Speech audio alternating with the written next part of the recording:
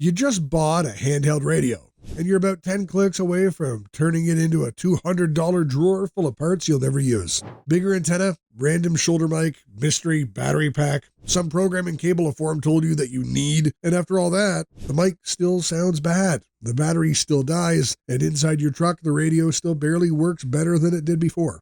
Here's what most beginner guides miss. After the radio, you don't buy accessories. You buy fixes for specific problems. Carry, power, audio, range, vehicle.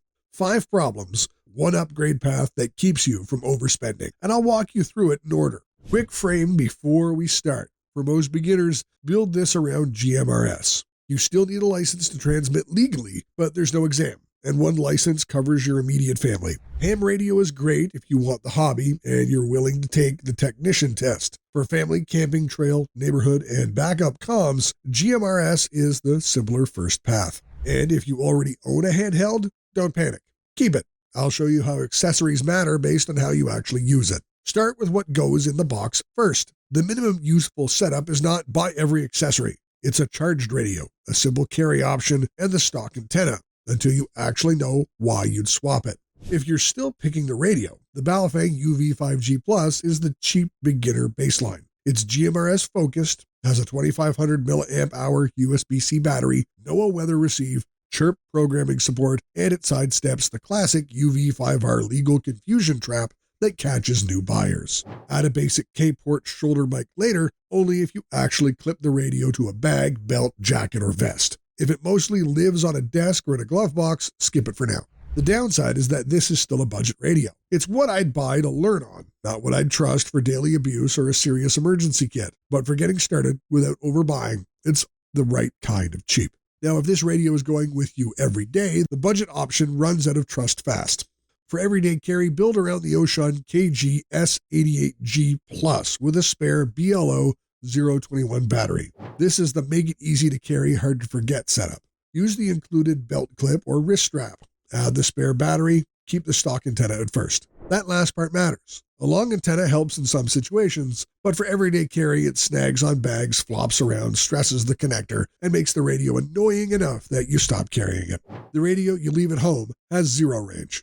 The KG S88G Plus earns the step up because everyday carry is about trust, not just price. It's compact, rugged, IP67 dust and water rated, USB-C rechargeable, GMRS and repeater capable, and supports Bluetooth audio. Hikers, events, job sites, camping, airsoft, neighborhood preparedness bag. This is the one that earns its spot in the bag every time. The downside is price. It costs several times the Baofeng. The cheap one gets you started. This is the one I'd actually carry. Need a budget, everyday carry alternative?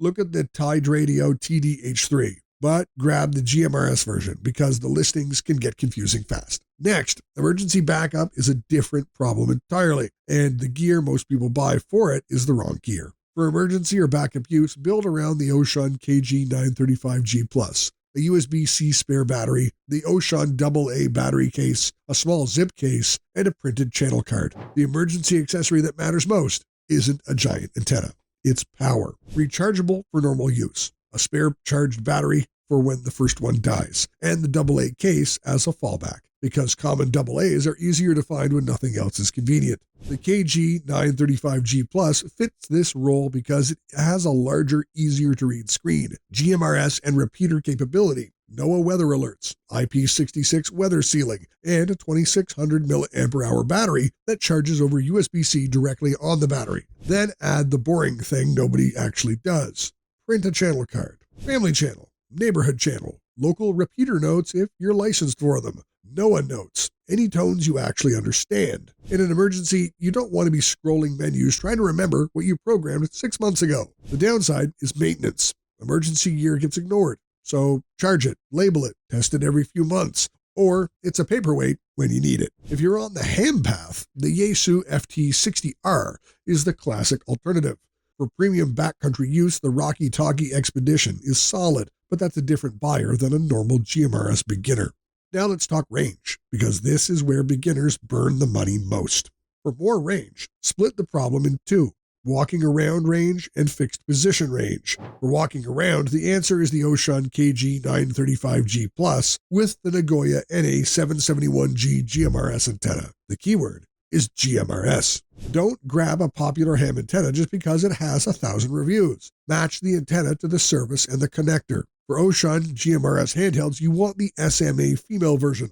The exact compatible part is linked in the description because the wrong connector is the most common mistake new users make on this purchase. Don't put this antenna on your everyday carry radio though. Too long for that role, and you already know what happens when carrying gets annoying. For fixed position, stop thinking like a handheld user. Use an N9 Tax GMRS MURS Slim Jim roll-up antenna and hang it higher. From a tree branch, balcony, mast, attic, or campsite line. That's the range lesson nobody puts on the box. A better whip can help. Getting the antenna up helps a lot. Indoors, in a basement, or behind a vehicle's metal roof, your handheld will disappoint you. Get the antenna outside and high, and the same radio becomes genuinely useful at home, at camp, or in an emergency.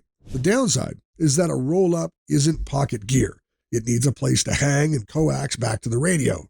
For fixed use, it's still smarter than turning your handheld into a porcupine. Moving on, in a vehicle, beginners make the most expensive mistake in handheld radio.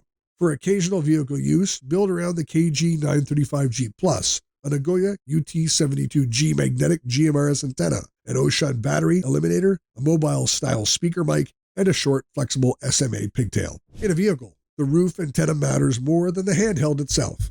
The problem is simple. The radio's tiny stock antenna is trapped inside a metal box.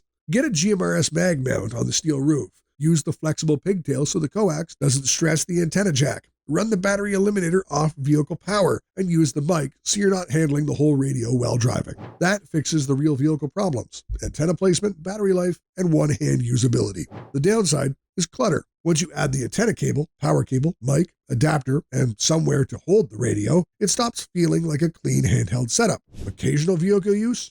Fine. Daily? Stop spending mobile radio money accessorizing a handheld and buy a real mobile GMRS radio. The Midland MXT275 is the cleaner answer. Integrated control mic, vehicle power, repeater capability, NOAA weather, and a magnetic antenna in the kit. 3 traps that aren't obvious until you've already fallen into them. 1. Don't buy a programming cable before checking software compatibility. And before you change a single setting, save the original radio config. Messing up your first radio with a bad write is a beginner mistake worth skipping. 2. Connector mismatches will quietly eat your wallet. SMA male, SMA female, K-port, B and C, waterproof variants. These aren't details you can ignore. Cross-reference every accessory against your radio's exact model before checkout. 3. Don't trust the range numbers on the box. Up to 36 miles assumes both radios are on a mountaintop with nothing between them. Real-world range on flat ground is usually a small fraction of that, and no antenna upgrade closes the gap. So how do you actually decide? Well, here's the whole decision in one filter. Buy power and carry upgrades before performance upgrades. If you carry the radio every day, spare battery, speaker mic, decent pouch or clip, in that order. If it lives in an emergency kit, power system first, rechargeable, spare, AA fallback, printed channel card, tested every few months. If you want more range, placement before size, get the antenna up and clear, or use an external roll-up for fixed positions. If you use it in the vehicle sometimes, UT72G mag mount, battery eliminator, mic, flexible pigtail. If you use it in the vehicle all the time, stop accessorizing the handheld and buy a mobile radio. The best handheld setup for beginners isn't the one with the most gear in the bag. It's the one that's charged, legal, easy to carry, easy to hear, and honest about what a handheld can actually do. That's how you buy once, skip the junk drawer, and end up with a radio you'll actually keep using. And if you haven't picked the radio yet, check the best GMRS handhelds in the video appearing on screen now. Compatible parts and current prices can be found in the description.